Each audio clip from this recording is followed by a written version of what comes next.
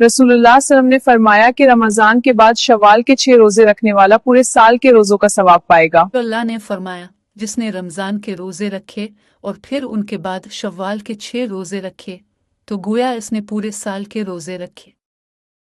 एक और रवायत में है कि रमजान के रोजे 10 महीनों के बराबर होते हैं। शव्वाल के 6 रोजे 2 महीनों के बराबर हो जाते हैं। इस तरह पूरा साल मुकम्मल हो जाता है।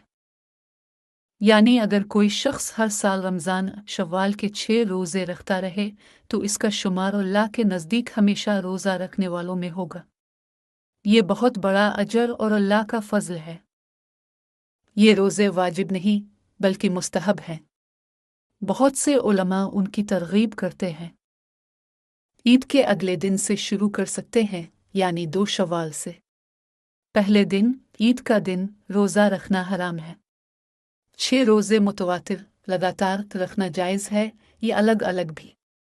दोनों तरीक़े दुरुस्त हैं। अफजल यह है कि शव्वाल के महीने में ही मुकम्मल कर लिए जाएं। बहुत से लोग 13, 14, 15 अम्स के साथ पीर और जुमेरात मिलाकर रखते हैं। अगर रमज़ान के कुछ रोज़ों की क़ज़ा बाकी हो तो पहले क़ज़ा अदा कर लें, फिर शव्वाल के 6 रोज़े रखें, लेकिन मोहतात तरीक़ा यह है कि पहले क़ज़ा पूरी करें।